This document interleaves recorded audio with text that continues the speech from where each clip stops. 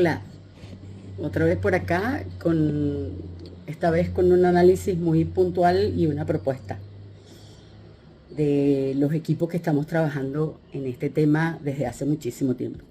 Fíjense, cómo revertir el deterioro salarial. Desde hace al menos 5 años, bueno, yo creo que más, en el 2016, con la sentencia 327. Pero ya en el 2018 el gobierno de Maduro presenta un ataque sistemático y deliberado contra los trabajadores. Congela el salario a 130 bolívares desde marzo de 2022. El periodo más largo quizás en los últimos 30 años. Esto combinado con la dependencia exclusiva de los bonos contractuales que no aparecen en los contratos colectivos, que no inciden en prestaciones sociales, ni vacaciones, ni antigüedad. Acuérdense de la sentencia 523 de noviembre del 2025, redujo el ingreso real de millones de trabajadores a niveles de miseria. Menos de $70 mensuales, el promedio en el sector público, frente a una canasta básica que supera los $470 por largo. Esta estrategia antiobrera se materializó especialmente en dos instrumentos legales, pero hay dos sentencias también que les hace mucho daño a esta y colabora con esta estrategia. La sentencia 523 del 2025 y la sentencia 327 del 2026. Pero los dos instrumentos son el memorándum 2792 del 11 de octubre del 2018 y el instructivo de la ONAPRE en marzo del 2022. El memorándum autoriza a los patronos, incluido el Estado, por supuesto, a revisar, bajar o eliminar cláusulas de convenciones colectivas previas, fijando un salario básico para la discusión en el salario, anclado al salario mínimo, es decir, a 130 bolívares, la única base de escalas y suspendiendo de facto el derecho a negociación colectiva. El salario mínimo, según ellos, el salario mínimo garantiza la progresividad. Y bueno, eso dejó en condición de esclavitud a los trabajadores. Ese fue el primero. El segundo es el instructivo de la ONAPRE, que el TCJ en sala político-administrativa dijo que no existía. Sin embargo, aplanó las interescalas, redujo entre el 40 y el 70% de los porcentajes por primas de profesionalización, antigüedad, ruralidad, transporte y otros beneficios. Desconoció las convenciones colectivas de la administración pública, de las universidades, de salud y de las empresas básicas, violando los artículos 91, 93, 95 de la Constitución, que hablan de la suficiencia salarial, la progresividad y la intangibilidad de los derechos, además de la ley del trabajo. Ambos instrumentos siguen vigentes, por supuesto, pese a las protestas masivas. Fíjense, eso fue una estrategia pensada para que renunciaran masivamente los trabajadores de la administración pública sin tener que decir que ellos estaban votando a los trabajadores. Dense cuenta. Ellos no votaron a los trabajadores, pero al final fue un despido indirecto.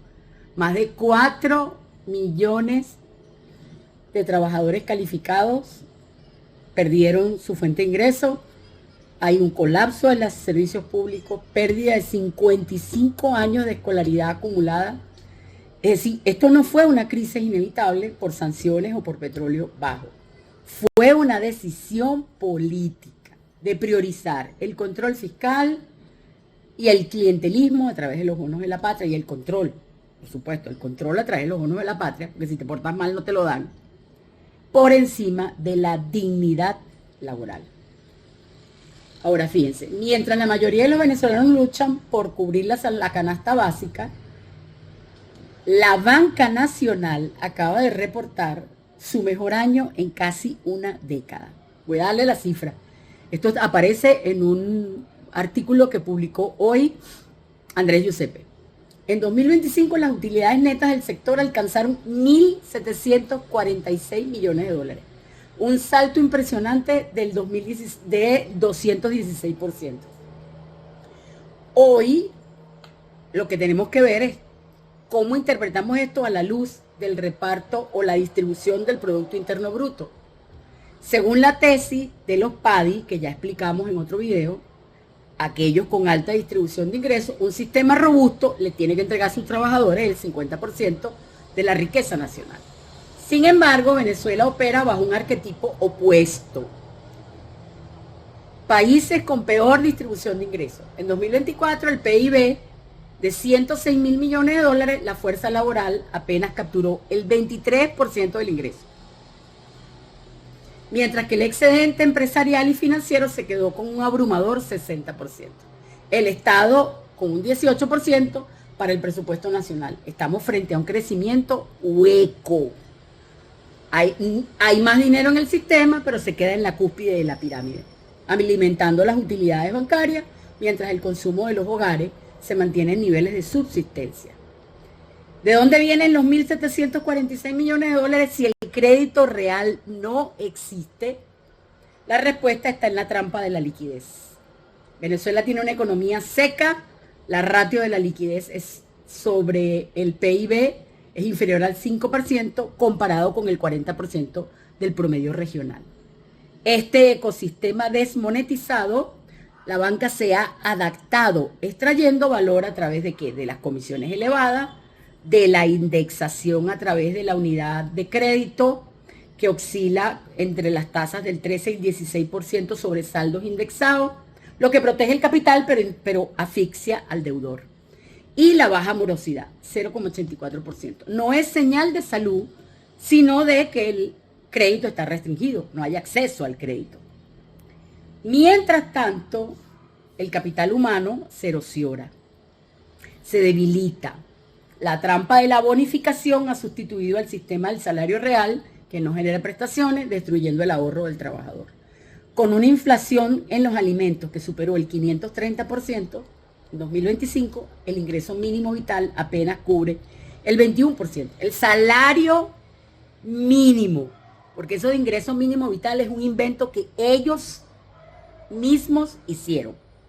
Aquí lo que vale es lo que establece el 91 constitucional, salario mínimo y salario integral. Ahora, una política de estabilización del país debe de inmediato, en los próximos 6 meses, restaurar derechos y la democracia laboral, es derogar expresamente el 2792 y el instructivo del ONAPRE mediante un decreto presidencial o una ley habilitante. Cualquier norma posterior que intente ajustar o derogarlo será inconstitucional. El restablecimiento pleno de la negociación colectiva sin intervención del Ministerio del Trabajo ni del TCJ. ¿Por qué? Porque las elecciones libres, supervisadas por observadores independientes y prohibición de sindicatos paralelos o patronos estatales, que es lo que los ha hecho tanto daño. Una comisión tripartita nacional de emergencia laboral, gobiernos más centrales, independientes más Fede Cámara, con industria, con 90 días para reinstaurar los tabuladores de las cláusulas económicas eliminadas, reconocer retroactivamente las diferencias salariales desde 2018, con un mecanismo escalonado, viable fiscalmente, y lo hay, para que lo sepan, lo hay. El doctor Giuseppe lo tiene. Ratificar los convenios 87 y 98 de la OIT, protección judicial inmediata, porque hay que ordenar en la Sala Constitucional que anule de oficio los instrumentos y las medidas cautelares para que los bonos integren parte del salario. Es decir, la sentencia 523 hay que revisarla, la sentencia 327 hay que revisarla. Estas medidas cuestan dinero, eso lo sabemos, no es solo voluntad política. Romper con la lógica autoritaria que trató a los trabajadores como un gasto y no como motor de la economía. Acabaron con el consumo y el consumo es lo que mueve la economía. La recomendación entonces es reconstruir ingresos con sostenibilidad. No basta decretar los aumentos, el país no puede repetir el error de salario sin respaldo productivo, con una hiperinflación de entre el 2016 y el 2019 muy altísima, ya lo sabemos. La propuesta escalonada y atada a recursos reales. Ajuste salarial inmediato y progresivo en una primera fase. Primer trimestre, salario mínimo integral de $200, equivalente a la base más los bonos integrados. Financiado con ingresos petroleros crecientes. Indexación trimestral automática al 80% de la inflación y el 20% de productividad no petrolera. Reforma presupuestaria y fiscal, prioridad absoluta en el presupuesto del 2027, entre el 25 y el 30% del gasto corriente a nómina. pública, pensionados y jubilados.